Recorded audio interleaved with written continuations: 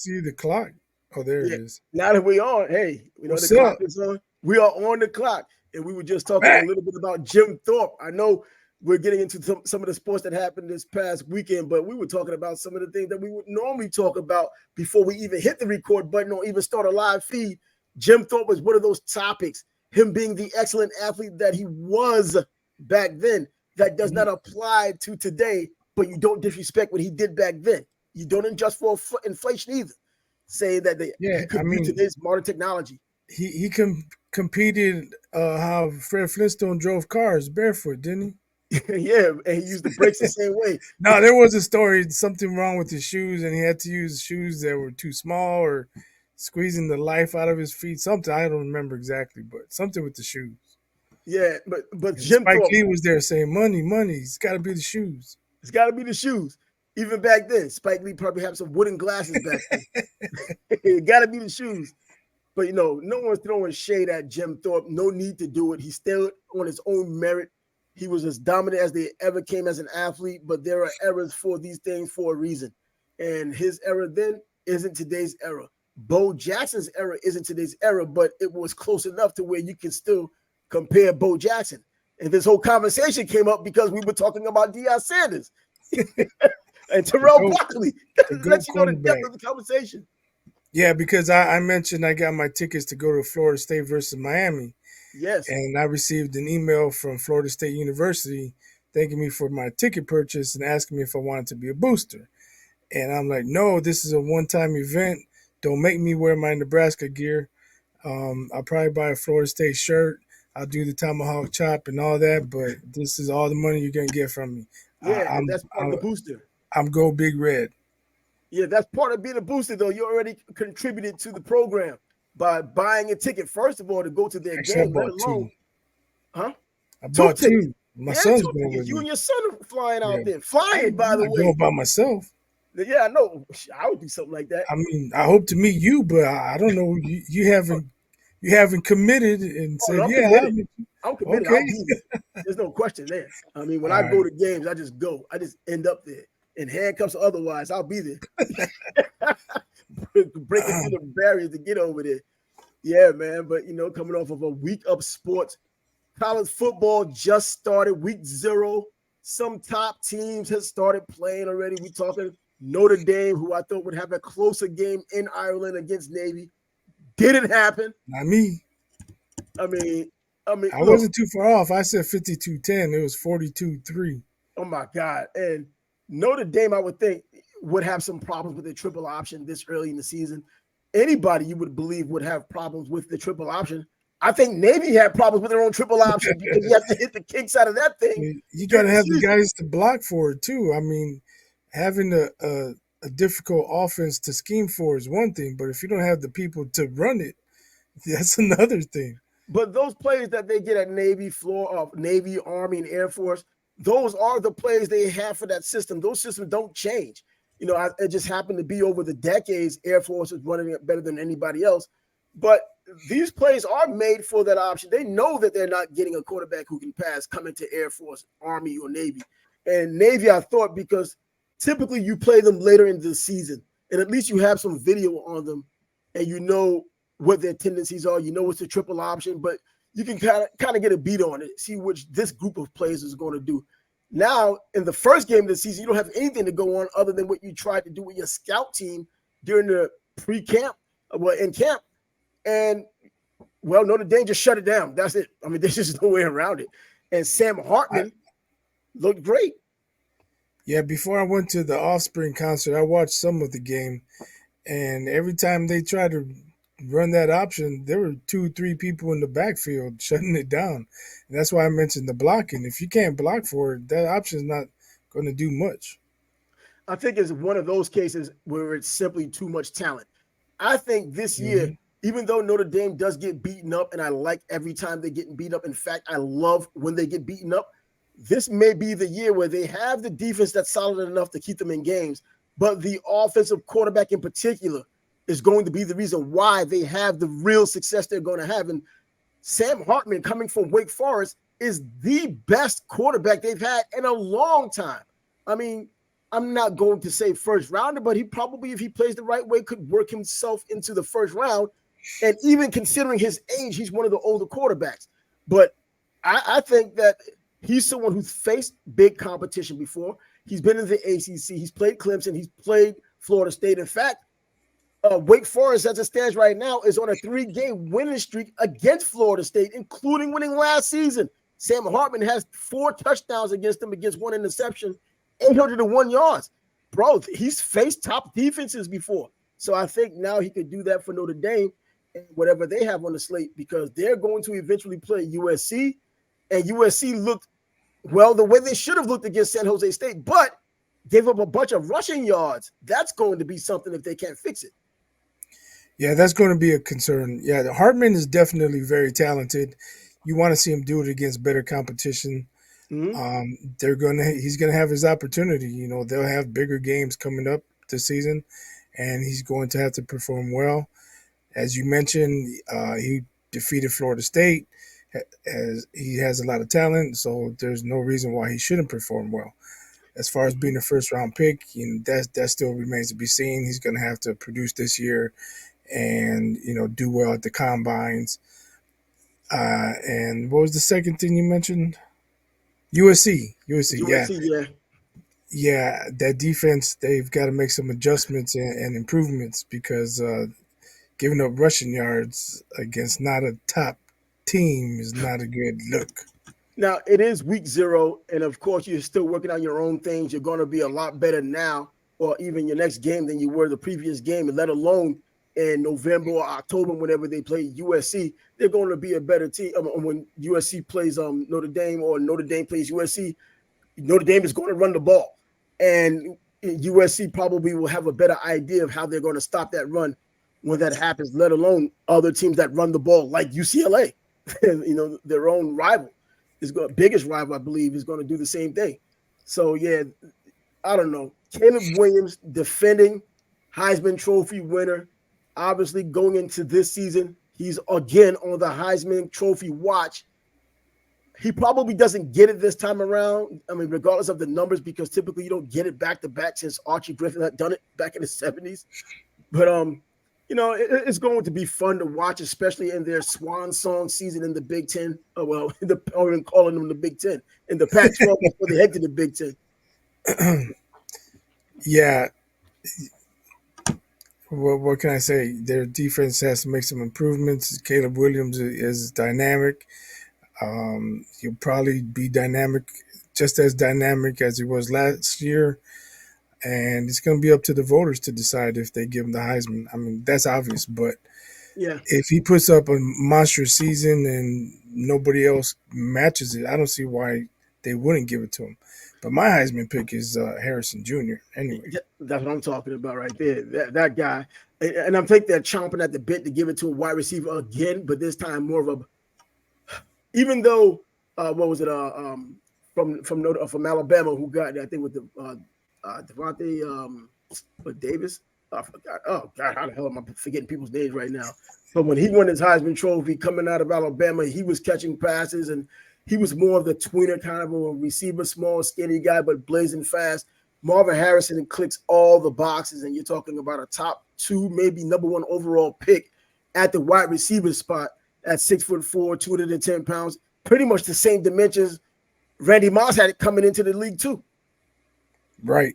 And his first coach was his Hall of Fame father, so yeah, he's got a lot of stuff upstairs. It's not just physical. Man, yeah, exactly. He has a lot of stuff upstairs. The hands, though. I mean, the speed is one thing, because his father had speed too. The size, his father didn't necessarily have that height. He didn't have that weight either. He was 6 feet, about 175 pounds. But this guy has the weight, the hands, the height. He's been taught by his father, like you mentioned. He knows how to run routes. He's cerebral on the football field and in the classroom, by the way. And he seems to have everything. I mean, Calvin Johnson is who they were comparing him to. I mean, that's lofty, but Calvin Johnson went to freaking Georgia Tech. We didn't even know Calvin Johnson was going to be Calvin Johnson before he became Calvin Johnson. I think that Harrison I don't remember Calvin Johnson being this electric at Georgia Tech. he didn't have a chance. I mean, Well, I'm just saying, I mean they but ran you out see of Marvin options. Harrison one game and Yeah, he makes an impression right away. yeah, and oh man, to watch him play, Devontae Smith, that's what I'm thinking about with Alabama. Come on now, man. I mean, shoot, something's catching up to me. But yeah, Marvin Harrison. I'm saying I'm expecting him to win the Heisman, and it's hard to say you expect him to, especially at wide receiver. But he's the one if he could stay healthy, is likely going to win the Heisman. I mean, I just even though he doesn't have C.J. Stroud throwing him the ball, I think anyone who's throwing him the ball, he's just going to make the play. Yeah, and looking ahead, if he has a big game against Michigan, like if he has a really solid season, but then has a big game against Michigan and they beat Michigan, Mm-hmm. that's going to almost seal the deal for him. I mean, That's especially if USC has a couple of losses, 2 or 3 losses, and mm-hmm. Ohio State is in the mix for the national championship. Yep. That'll help him out immensely. Oh yeah, I think he'll probably have it within his radar. Hell, right between the crosshairs before the Michigan game, but the Michigan game would be what it was for Desmond Howard when he threw the Heisman pose against Ohio State. That was the game that pretty much signified he won the Heisman, and I think that could be the same thing for Harrison Jr. if he can, get to Michigan, beat them the way that well, I don't think they should beat them because Michigan's going to be the favorite. But if he can just pull it off and be the reason why they win, I don't see any reason why they can would not give him the Heisman. But there's other college football going on, of course. Florida State now playing LSU, and I don't know. I mean, it's a big game, but it's a neutral site game played in Orlando, and so Mason Smith, he's a defensive tackle um, for LSU. He's been suspended, and he's suspended for this game. And the reason he took illegal benefits, we're in the age of NIL. So, what are illegal benefits these days? Something that's not reported, or too much money, or what? That's a good question. But for that game, that's a big loss for LSU. That's their Absolutely. stud defensive tackle. He's going to go high in the draft most likely. He's a problem inside, Yeah. and without that guy causing problems, they're going to miss him in that game. Yeah, that defense has been pretty solid anyway. I mean, that defense was the defense that held Alabama and allowed LSU to win by that 1 point they did beat Alabama by last year. But ironically, in the same game they had against Florida State last season, is where Smith got injured to begin with. He was out for the entire season, hoping to come back pretty much year to date to when he had gotten injured. And now they're not letting him play. So he did have that knee injury. So he's been out for a while. And now when he gets back, they expected him to be dominant. And they're still talking about him being a number 1 pick overall, even coming off of injury. That lets you know how dominant he really was. Yeah, but Florida State will have their hands full with LSU. They will be playing in the state of Florida, so that's somewhat of a home field advantage, even though it's in Orlando. And Florida, at the University of Florida, seems to be or is the flagship team in the state of Florida. As much as Florida State has been successful, as great as Miami has been, the state of Florida is practically a Florida University state if you go to most of the places. I So, don't know. You can say that, but I have no aspirations of going to Gainesville. oh no, no, But no. um, I've been there Oh, several I, times. What I time? I hope this helps Florida State win the game because I want that November 11th game to be To matter. yeah, I want it to matter. I mean, I'm going mostly for the experience of Chief Osceola and Yeah. Renegade and the crowd, doing the tomahawk chop. To me, that's one of the best traditions in all of college football, and I just want to experience that. But if I go in Florida State's 5-3 and Miami's 4-4, you know that game's not going to be lit like I'm hoping it is. Yeah, it's setting up to be a solid game, or at least on paper, it's setting up to where both teams should be back to where their old stride once was. Mario Cristobal in his second year with Miami, a new cast of characters. He still has Tyler Van Dyke going into his second year under Mario Cristobal as well, but he's added so many five-star players and other players through the transfer portal, which, by the way, is Mario Cristobal's forte, recruiting. He did it at Oregon, but he didn't get the results people thought he should have gotten. He did it for Nick Saban and directly contributed to their national championship, I believe, in 2016. He was recruiter of the year back then. So we already know what his recruiting is. Now, what can he do as a head coach? Well, we'll find out now in year 2. He was given somewhat of a mulligan, even though unrealistic expectations were there last season. This season, going into his second year, it gets a little warm now because there's been a lot of money put into it from John Ruiz and NIL, and now there've been players there, so there's almost really no excuse to at least see some real marked improvement. 5, 6, 7 wins probably won't be enough to keep them away from him, but hopefully they have 8 wins by the time they play Florida State and in Tallahassee, and things can bubble up and you can get what you want to see there. Right. Oh, you mentioned Prime earlier. We were talking about him. I saw a video. They had Michael Irvin. He had Michael Irvin come to his camp and talk to the Buffalo team. And not only that, Irvin came out with the Colorado shirt on. I'm like, oh, I don't know about that. He could have worn a Cowboys t-shirt, if he didn't want to roll in there with Miami. But to actually wear Colorado, I don't know how you feel about that as a Miami fan. Well, these are Florida boys at the end of the day. I mean, as long as they're going to be Florida boys at the end of the day, Michael Irvin from down in the Fort Lauderdale, you have Deion Sanders from Fort Myers. I can dig it, even though one went to Florida State, the other went to Miami. I can live with it. But see, to me, giving a pep talk, that's one thing. But coming out there in Colorado gear, I mean, come on, man. That's Michael Irvin, the playmaker. The playmaker's a shill. Come on, He's man. a shill right now for his fellow Florida boy. And his former teammate, they won a championship together. I think much ado about nothing, but hey, even more importantly, that Colorado team will be playing TCU in their first game, and in their second game, playing your team, Nebraska. I mean, all eyes are going to be on Colorado because of Prime, not because of the players. I mean, the story of all of these players leaving the team and players coming through the transfer portal, means something. But Deion Sanders is the reason why they're getting these primetime selections on television and people are paying attention to them. Right. Hey, but what happened with Michigan's offensive coordinator? Well, look, you see what's going on. First, it was Jim Harbaugh not getting suspended, then getting suspended, then not getting suspended. Then the school saying, you know what, stop the shenanigans. We'll just suspend him. Self-imposed. Now, Sharon Moore, their offensive coordinator, is another one of those. At least I don't believe he lied. He just got caught. Jim Harbaugh has enough clout to continue to lie and get caught and just say, I don't care, because he has the NFL waiting for him if anything happened in college.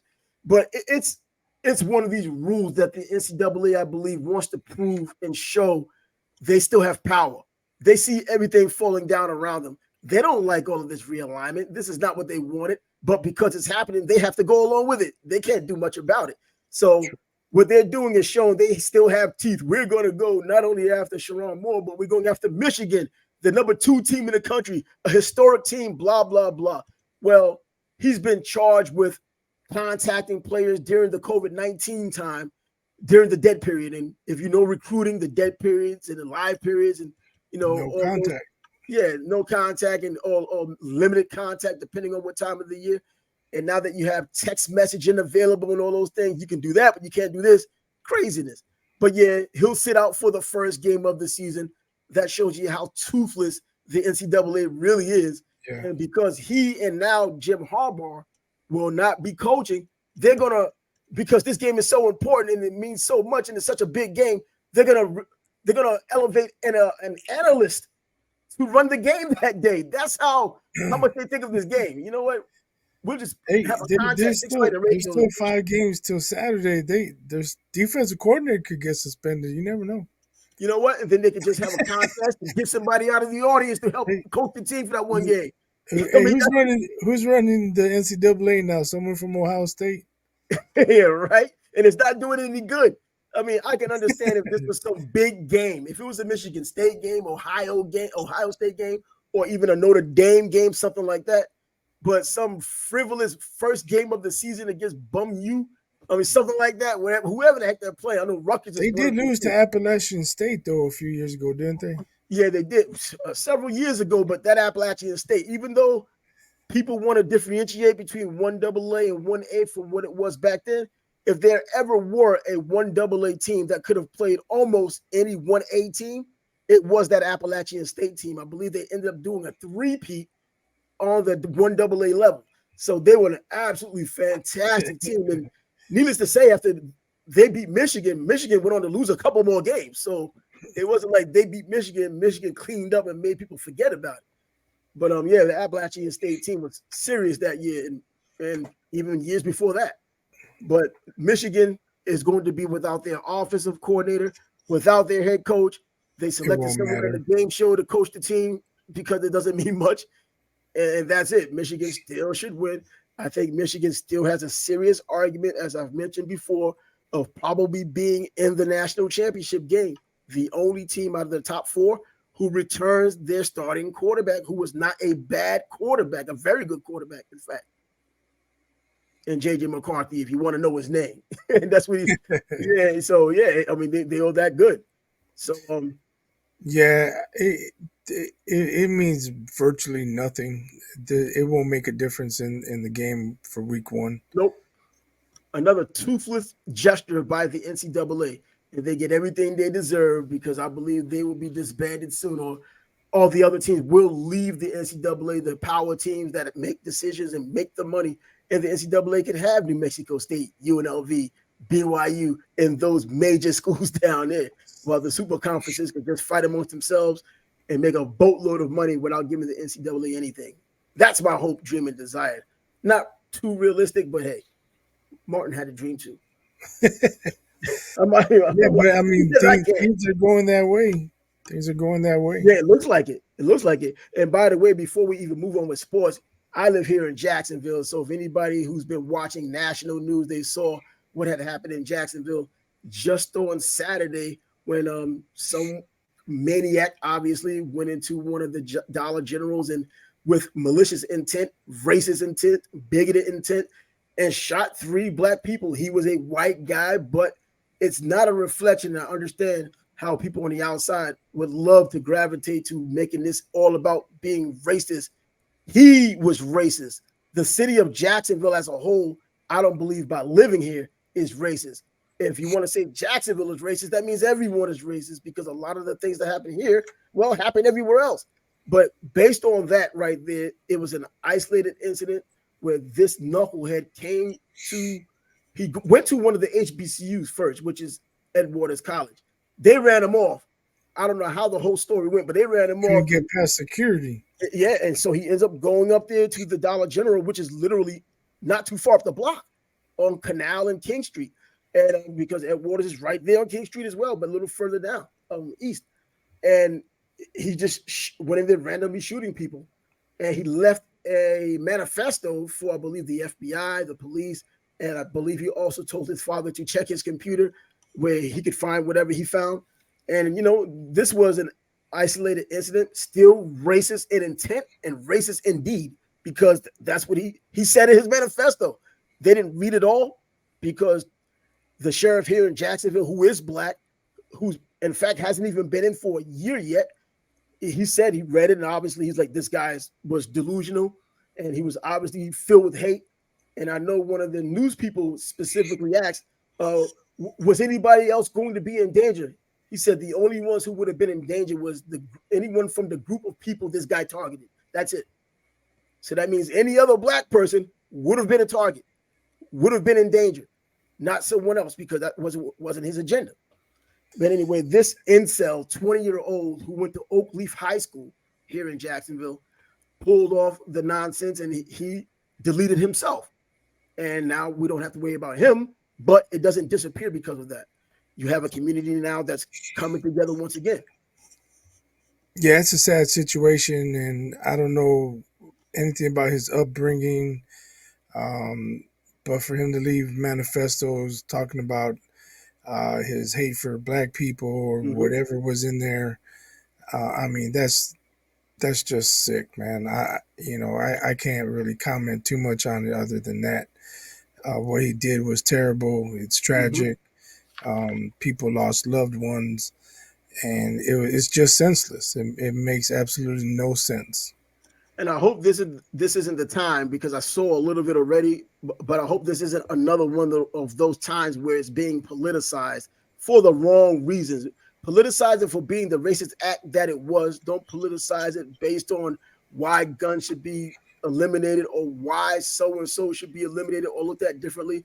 It's gone as far as I just went to the store just before we started the show, and in the store, there were people in there talking, black people, of course, and they were just talking about, well, how they were afraid of a white man now.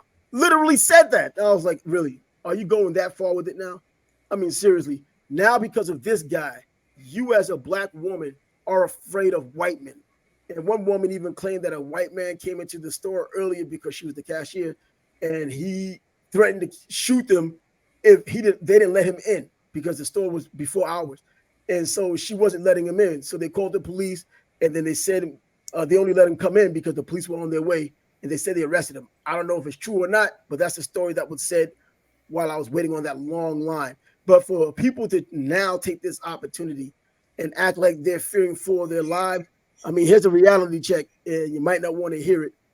This white guy who killed these 3 black people, there's been over 100 black people killed by black people in that same general area of the north side of Jacksonville. I know it's not a common thing to say right now. It is not a whataboutism either, but don't use this as the opportunity to say that you're afraid now of white people because you probably weren't afraid on Friday. Stop the nonsense. I'm just saying, don't take the opportunity. Just take it for what it is and mourn the people. Don't cheapen it by adding your own agenda. Yeah, I can't speak for anyone else. I know that where I grew up and where I live now, Northwest Indiana, is very diverse.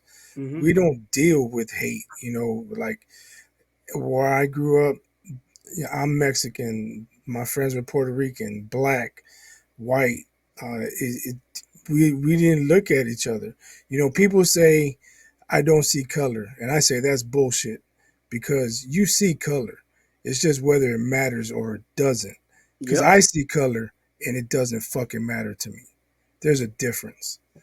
But there's every summer the town next to me, they call it the Rock and Rail. They have food booths and bands playing for 3 days. And I went to it and I looked up for some reason and I saw cops, like 2 cops on each building, just looking around. I'm like, damn, they're looking out for shooters. That's the world we live in. Yes, And it I is. wouldn't like if people get shot around here, it's because it's a personal beef or something happened. It's not because of hate. But to see that, like, wow, like people are thinking differently nowadays. And I don't think that was a problem. I'd rather them be proactive than reactive. But, you know, being here most of my life, I never thought, something like that could ever happen. And thank God so far it hasn't happened. Yeah, exactly. And you're saying this is the world we live in right now. And I know that people like drawing their own conclusion or making up even their own narrative, depending on what their agenda is. And even like on Saturday, when this incident had happened, people were automatically talking about it was because Martin Luther King's, march on Washington, and this is the reason why it happened now. And no, it was 1 year to the date when the other moron years ago was in the Jacksonville landing, a gaming incident in which he killed people and off himself. So I think there was even something made about it in one of the manifestos or some material they've gotten from his computer or from him mentioning that. So it didn't have anything to do with Martin Luther King that I know of, but I do know specifically that incident that happened here in Jacksonville at the Jacksonville landing, which is no longer here, in which there was a gaming tournament going on, and one of these people couldn't take the insults that happened during games, and he decided to eliminate some people and himself.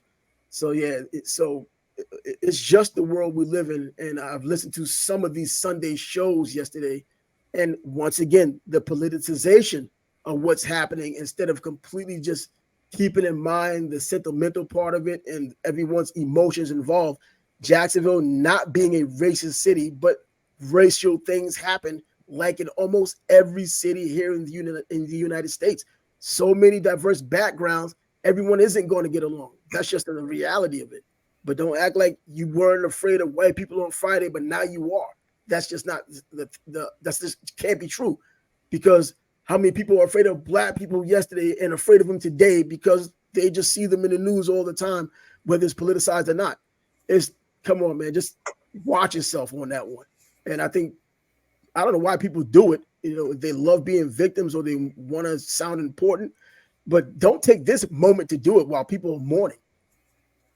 I mean, we have a black sheriff. We've had a black mayor. We now have a female mayor. I mean, come on, Jacksonville's as diverse as it gets. And I think a lot of it has to also do with being a military town with the diversity that comes here. Yeah, I can't speak for people in Jacksonville, but it seems like in almost any situation similar to this, it's always going to be politicized by one side or the other. That's why I'm like, fuck donkeys and elephants. I mean, they're neither one Take of it to the them. zoo. They're all against us anyway, so they're all about themselves. So, well, let's get back to our regular point of sports. I just wanted to interject that incident because it is a big enough story to where, hey, you know what? It deserves some mention specifically because I'm here in Jacksonville. And by the way, schools are closed for the next 3 days because Jacksonville things happen in the state of Florida. Like, damn, I just scheduled a weekend getaway to Jacksonville. No, Tallahassee, my bad. Tallahassee. Yeah, that's about 2.5, 3 hours away. But you know what? And they get hit a little bit too over there coming off the Gulf. So yeah, that happens in that panhandle. But over here in Jacksonville, we typically escape the major stuff. We just get the remnants and the terrible wind and rain bands and etc. The other places just get ruined. Like I don't know what. But yeah, but going back to I our wasn't initial, talking about the weather, bro. huh? I wasn't talking about the weather. What were you talking about? The violence. Oh, the violence. Me Oh, going to okay. Florida. Let's get back on sports, man. Get back on sports. Yeah, you threw me off there, man. And I'm that like, one there, man. The violence. Well, hey, you know what? When you're the third largest state, hey, the violence goes up, just like hey, NYC, man, just like California. Chicago's 10 minutes away from me, so Yeah, exactly. You probably hearing something out the Florida window should be a now. piece of It might be cake. a cannon. Florida should be a piece of cake for me. So yeah, and one of the stories I wanted to mention last week that we didn't get around to was North Carolina as a school did not want Stanford and Cal coming into the ACC. And when we talk about this, we're looking at almost specifically football, but also basketball as well. This is soccer. And, soccer is not exactly a revenue generating sport, regardless of where you go in the United States compared to basketball or football, sometimes even baseball and track. But yeah, man, I think it makes sense to not want them to come over to North Carolina to recruit now because now they'll be probably more likely to get the opportunity to go across the country to go to school instead of just staying in North Carolina or the local area. You could probably easily recruit someone from North Carolina who happens to be a top player to come to California, whether Cal, Berkeley, or in Stanford. And that makes sense. So I can see why they don't want them coming there to do it, but no one's going to listen to the soccer coach. Nobody should listen to the soccer coach. But It's about money.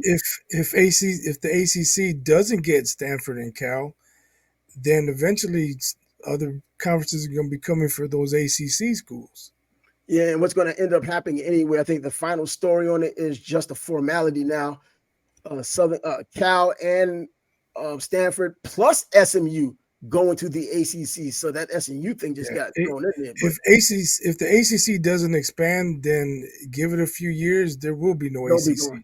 Yeah, because because their better teams are going to get plugged by the SEC and the Big Ten, and then their smaller schools. Who knows what's going to happen to them? And Florida State already was complaining about the revenue splits, and they are all the face. And regardless of what Clemson has done in football, Florida State still, in my opinion, is the face of the ACC. Basketball and football. Their baseball team is pretty damn good from year to year. Their track team is good. They have a lot of other teams that are successful, whereas other schools don't have it like that. So they can make their call. Notre Dame was complaining about the conferences expanding. You know why they're complaining? They're going to be left out in the cold. Well, they're going either they join or they're just going to be left out. You know what? I think Notre Dame is probably, other than the military academy, is the only school that can withstand being an independent. That's only going to last so long, though. Once these conferences grow to be so big, it won't matter. Be independent all you want. They won't have no power. You know what? I don't know, because it's really that big, man. I mean, we're talking about Notre Dame being Roman Catholic, and we're talking about in the northeastern corridor period, the most populous area in the entire country. They I mean, haven't won anything worth mentioning in 40 years, bro. oh, They're exactly, and they're they're still not. generating money and They're still gonna bringing be, money in. but they're gonna be left in the cold in the long run. I'm telling you. They'll be left in the cold in terms of not winning a championship, but in terms of support, that support is going What's the nowhere. point? I mean, yeah, what's the What are point? you I'm trying to thinking the do same thing. if you're not But trying to win the championship? yeah, they're trying, they're just not doing it. I mean, what's preventing them from winning? It's not, what? It's just that you have teams like Alabama and teams like Georgia and Ohio State and Michigan that just do better recruiting. USC on occasion doing better recruiting and just straight up But beating them. okay, but It's why not are they? dollars and cents. It's just beating Why them to the better if players. they're independent? Why do they care what the conferences do? Oh, I don't think they should care at all. Well, I think they should But care they're because crying about it. they still want some of the money. Because look, Notre Dame can get themselves $100 million contract again. Over $100 million contract. And that means they'll be still making more money than any individual school in a conference if they did that. A television contract, depending on how long. So Notre Dame has that power. I mean, as long as the Roman Catholic Church is what it is, and in that northeastern corridor, which has the largest population in the country, is still supporting the Catholic Church through the thick and thin and all of those things that happen outside of football, Notre Dame football is still going to be what it is, regardless of winning a championship since having won one since 1988. I mean, and now they have an opportunity for real, though, with Sam Hartman. But I'm just saying that when them not winning a national championship isn't a dollars and cents thing. They're getting beaten out I'm by just saying recruiters. they're crying about it for a reason. So I mean, where there's smoke, there's fire. Yeah, well, you could probably say that. I'm just thinking that, out of all the schools out there outside of the military academies, that they're the ones who could survive. I mean, without because it's almost always the conferences want them. It's a matter of them picking and choosing or deciding to wanting to go to a conference. Either whether it's the ACC, when you're going to come in, or the Big Ten, you need to come with us. It's not them asking them to come in, because if so, they're jumping in right away, even before, the Big Ten's taking them, even before they take UCLA and USC, or the ACC before they take anyone. If Notre Dame wanted to come in, they're going to make it easy for them to get I in. agree with that, but Notre Dame wants to remain independent. But the more these conferences grow, the less leverage they're going to have. But leveraging what? In terms of what? Because if they're going to still being important, they're going to get left out in the cold. So they'll have their fans. Great, they'll have their fans, and nobody else is going to give a fuck about Notre Dame. They're not going to be in no title. There's a lot of fans. They're not going to be in no title pictures. They're going to be irrelevant. Bro, they've been in title pictures already, even as an independent, and it's just that they lose. But the conferences were not 20 large. No, now they are. They exactly. That's what I'm saying. But I don't see anything changing. The bigger these conferences get, the less power Notre Dame will have. The less power in terms of what? Of running things the way they've been running them to remain independent. They got their NBC. They're running independent because they have the money. That money's not going to stop coming in. That money's going to continue to come in. All right, we'll just see. Yeah. It's ultimately going to come down to recruiting. They're still if Nick Saban was in Notre Dame, they'd start winning again, and they would win championships again.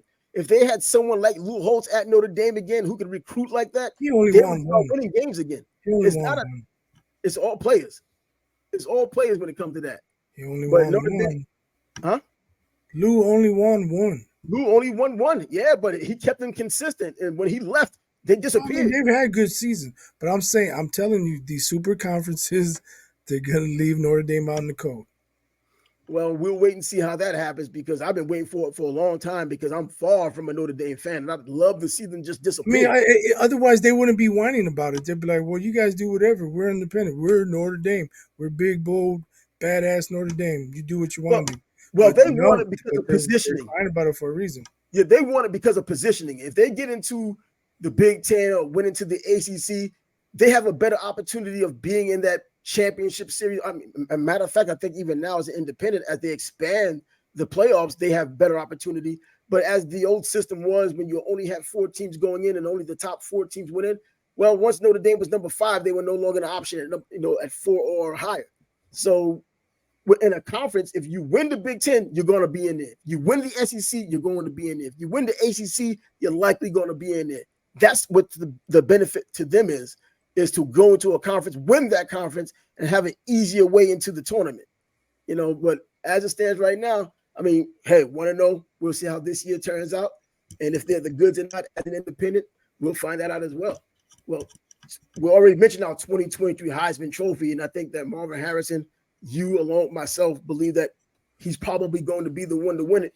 And if he didn't, I'd be surprised. And I also like to see someone else if come through the pipeline, if they were going to just show up, because it happens like that sometimes, where someone just pops out of nowhere and all of a sudden gets the eye of the fans and the voters, and he becomes, Heisman Trophy candidate.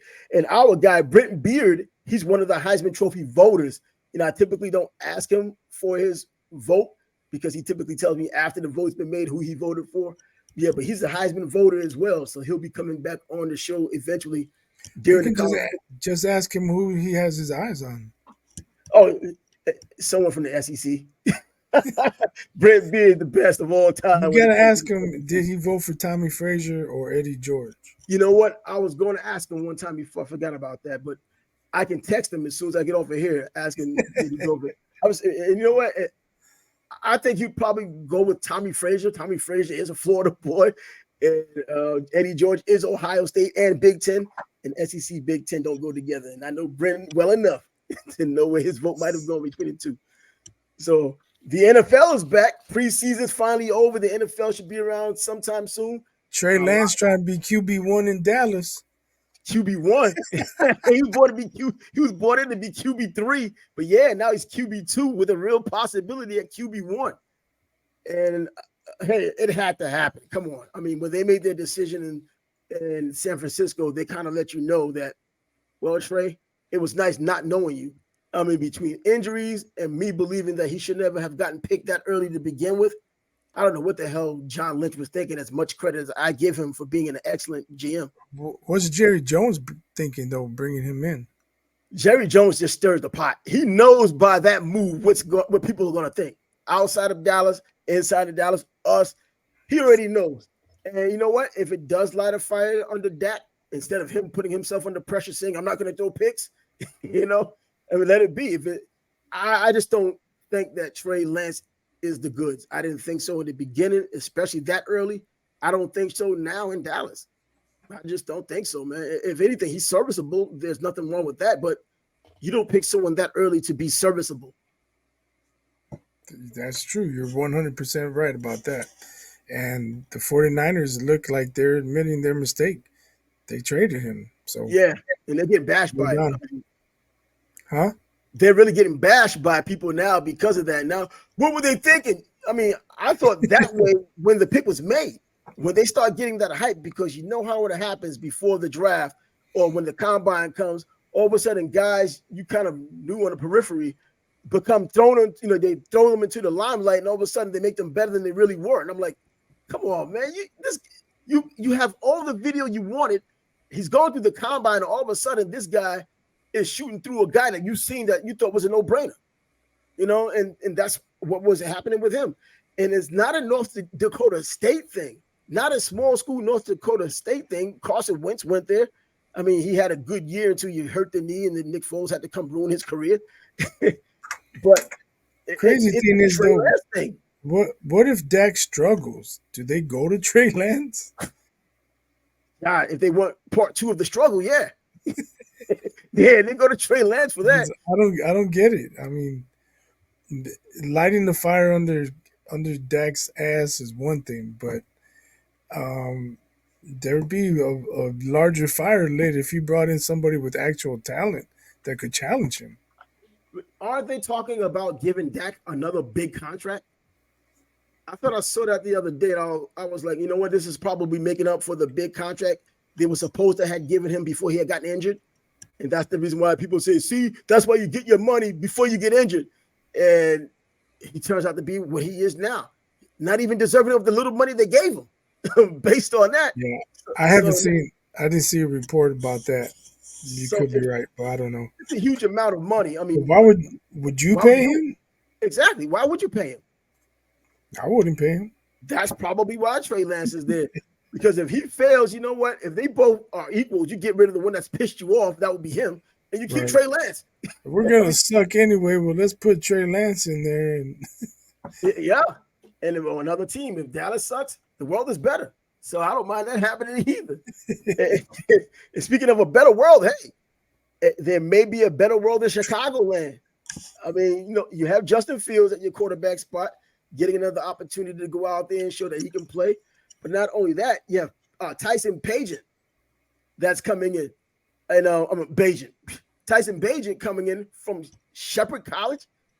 I mean, I understand it's part of that Pennsylvania. There's a little Pennsylvania Athletic League up there, athletic conference up there. Kutztown, where John Mobley came from, Andre Reed came from there, and Slippery Rock. I remember them from years back.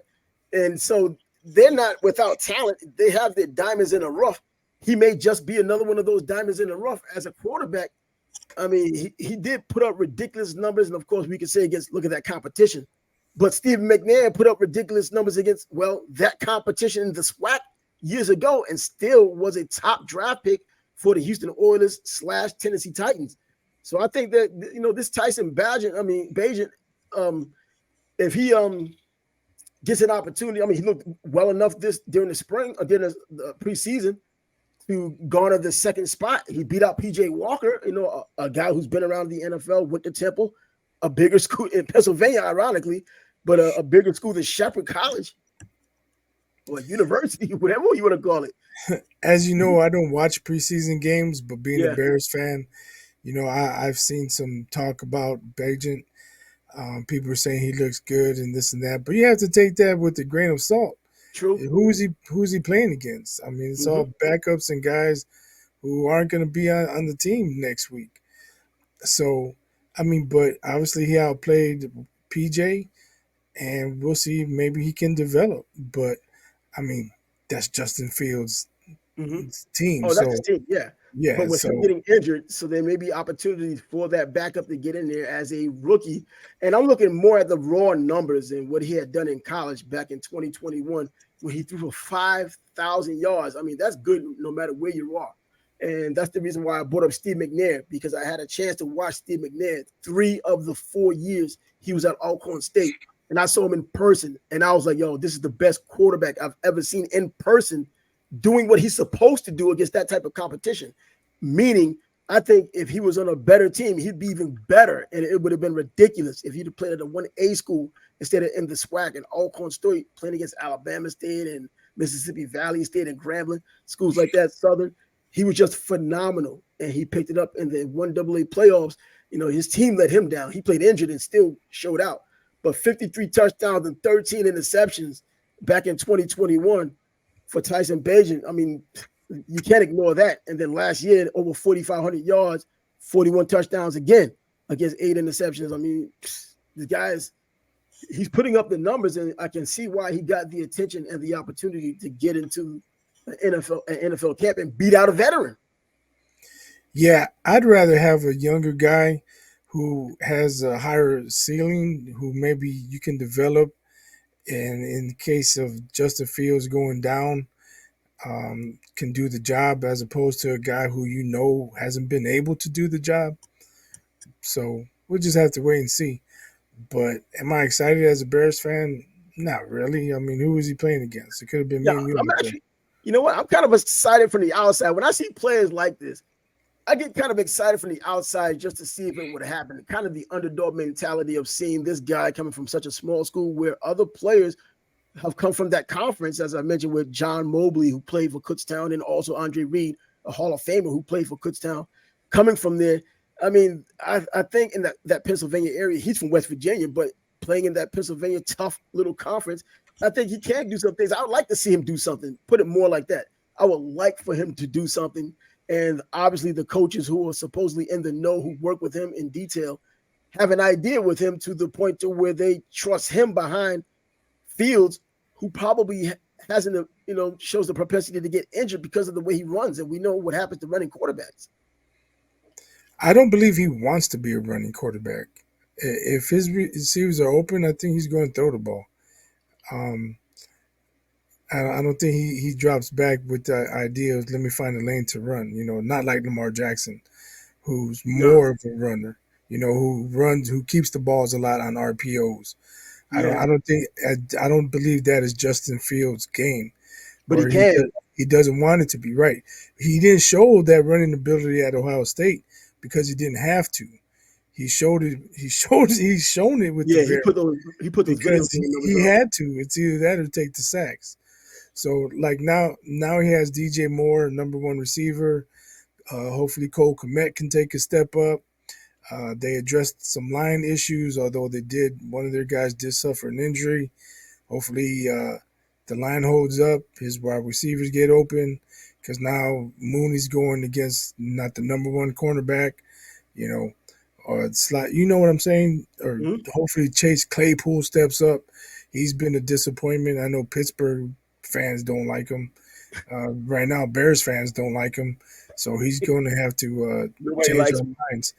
But as far as Bajent, you're saying you want to see good things from him. If we see good things from him, that's bad for the Bears because that means Because that means Justin that Justin Fields Fields is down. is either horrible or he went down, right? So I don't want to see good things from It Bajent. may work out better for them because I I mean, remember that. the only way I'd want to see him is if the Bears hopefully up 30-10 in the fourth quarter, as opposed to being down 30-10 in the fourth quarter. But Hey, other than that, I want to see Justin Fields in it.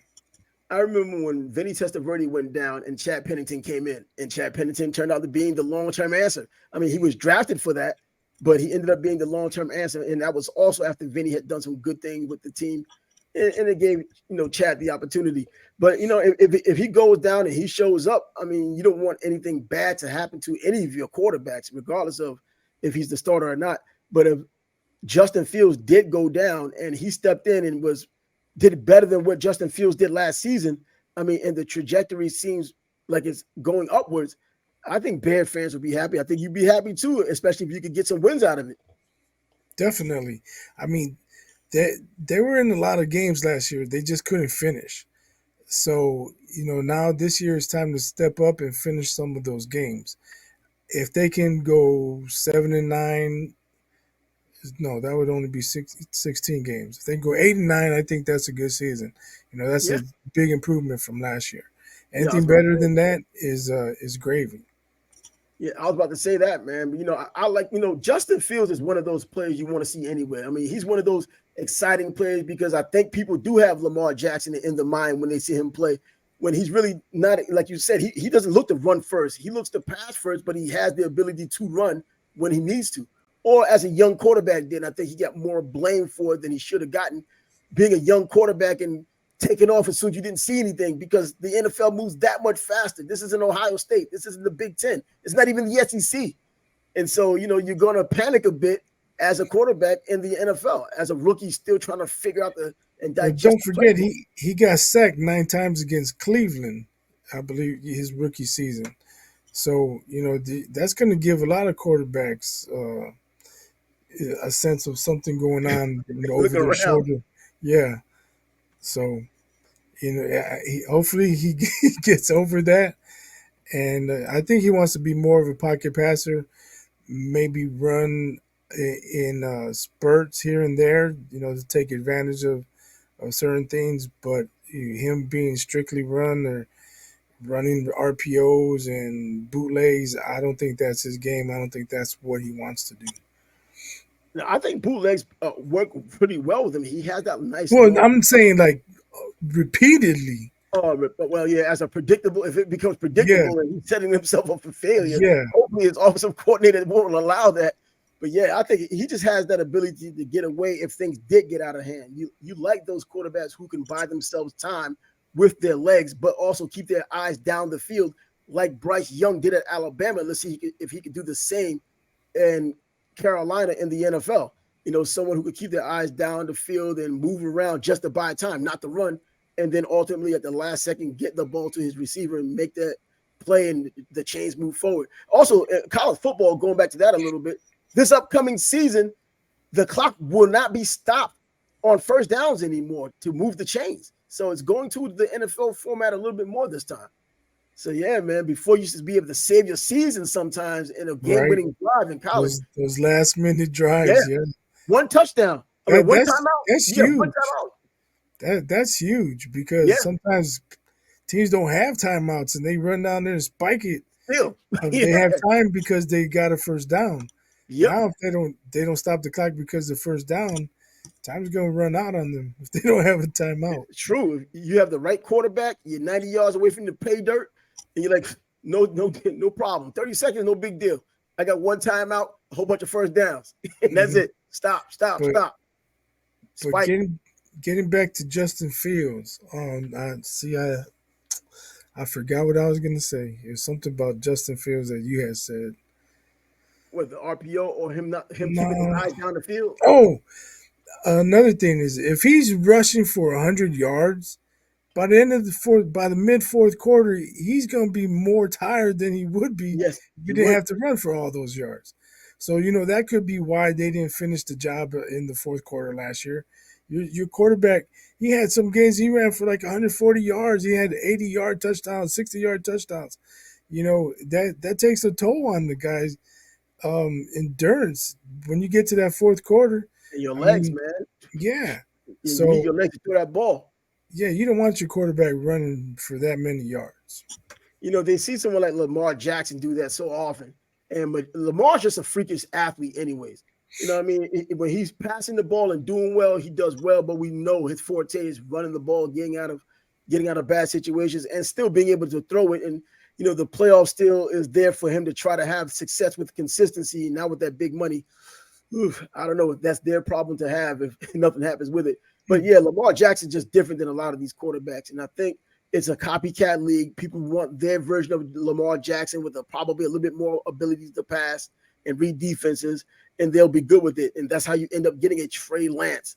And I think Justin Fields was different because he wasn't that kind of guy in college. He was literally just giving you pop passes to the freaking receivers, and he was making plays with the arm, and he could run when he needed to. But he made it look so easy, like Terrell Pryor did when he was there at Ohio State. So, but anyways, I yeah, think one of the best compliments running backs used to get, they would say, this guy, he gets stronger as the game goes on. yeah. They get in the rhythm. Once he gets that 20, they punish the defense. You don't want that from your quarterback. Now, hey, the reason why Cam Newton is not in the NFL right now, he took so much punishment being the big guy who just ran guys over until that Super Bowl when he didn't want a part of that ball when it went fumbled when Denver got after it. Yeah, but yeah, that's not what you want from your quarterback. That gives you a shorter life. And Yeah. keeping with the running back theme, and probably finally for tonight, Josh Jacobs signs his offer. It's not the franchise offer, but kind of like Saquon Barkley, you held out for pretty much nothing. You got this little bit of raise that you get up to $12 million instead of the $10.19 million, I believe it is, with the franchise offer. And now you're going to play. I mean, still good money regardless, but he wanted the security of a long-term contract, which he wasn't going to get. And I don't think that's going to be real possible for many running backs moving forward. Unfortunately, but he knows the clock's ticking. The season's right around the corner. He needs to get in camp if he wants Yeah, to be productive. those Because if fine. he misses games, that affects his production and that affects his value. If he wants that bag, Yep. he's gonna have to put up the numbers and show he's that man. But before we go, I don't know if you have anything else to say. I got a question for you. Yeah. What's up with your Yankees, man? Why Who? can't they just your Yankees? Why can't they just take their L's instead? They're over here hitting guys left and right. Man, man, football season's here. Bro, Jets, Giants, I don't give a damn. New Yorkers are pissed off with the New York Yankees and the New York mess. I mean Between those two, they got a Rosarina doing the cross arms on them and stuff because he I got can't believe what's plunked. going on in New York with these Yankees. Unbelievable. I mean, I've been around Yankee teams that have been absolutely horrid, who hadn't won anything, not like the 60s, but I've been around bad Yankee teams and had a reason to be upset. But this type of team with this type of lineup that was called somewhat New Age murderers row, and they're getting murdered by every pitcher who wants to get a perfect game or a good game against them. I don't know what's going on with the Yankees this year. And I know See, I said I would never say a bad thing about Aaron Boone after what he had done for the Red Sox, so I'll continue to stay there. But I'll have a proxy out there saying what needs to happen. By proxy, I'll have Yankee fans saying what needs to happen with his tenure with the Yankees, in addition to Brian Cashman. Unbelievable. The Mets, they're the JV. No one really cares. But the Yankees, unbelievable. Yeah, I was killing time on YouTube before the show, and I saw Rays and Yankees benches clear, and the Yankees hit a few players, and Rosarina got hit right in the ribs after he stole a base or something, and so he got on base, stole another base, and next thing you know, him and the pitcher Abreu, I don't even know his first name, Abreu was mad.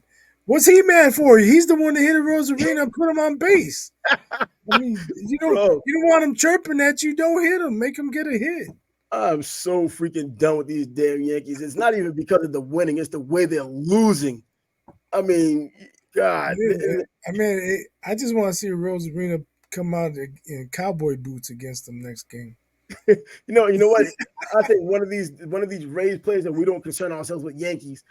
Unbelievable. The freaking Rays are saying that about the Yankees. And right now they have every right and reason to say that about the Yankees. The freaking Rays, man, are talking about the Yankees as though the Yankees are their little brother, in which they are this season.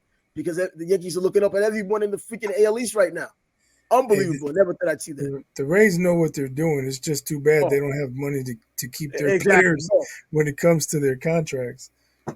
I've already mentioned on this show how they have probably one of the best organizations in all of baseball. Their scouting staff, everybody, management. Unbelievable the way they find these players so consistently. These players that the Yankees have the money to find way beforehand, and they don't. Or these other major teams like the Dodgers, like the Phillies, and all Boston. You know, we normally get the finished product when they go to free agency. but the Rays just have an excellent organization right now. It's what the A's used to be. Yeah, they sure do. The Rays know what they're doing over there. Oh, absolutely. I wish the Yankees find a way to do it. How about we just bring in Theo Epstein, which is almost blasphemous coming from a Yankee fan. I mean, I'm willing to throw in the towel, man. Bring in Theo, man. Couldn't stand him until he's on my team.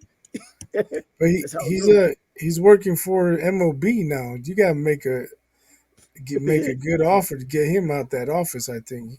Man, if the Yankees want to win, they've already shown that money is not even close to an option. They pay him like they pay Aaron Judge just to bring him back, bring him on. Come on, man. The Yankees don't shudder to spend money when the fans up there. I'm just saying he might aspire to be commissioner and not be a GM again. You know what I mean? Yeah, that's true. It's a possibility, but Bud Selig doesn't die. He's a vampire. Yeah, him and Reinsdorf. Yeah, right. Though those guys don't go anywhere, so whatever. But anyways, that'll be it for the day. Selig's not the commissioner. Selig is not the commissioner. No, he's not. Oh my God, Manfred. Yeah, Manfred. Oh my gosh, this is what's going on. I'm thinking about Bud Selig. I'm thinking about it as I'm saying, like, wait a minute. We talked about the Brewers the other day. What the heck is going on, bruh? I don't know, man. That's what happens when we miss a show, man. Hey, but these are things that are supposed to be Thursday. That was my fault. I'm not going to blame COVID, which stole my memory. But hey, this is where we are now, man. So, hey, I called Trevor Ariza Alex Ariza one time. So, yeah, that's true. But still, he's not the commissioner, and he's.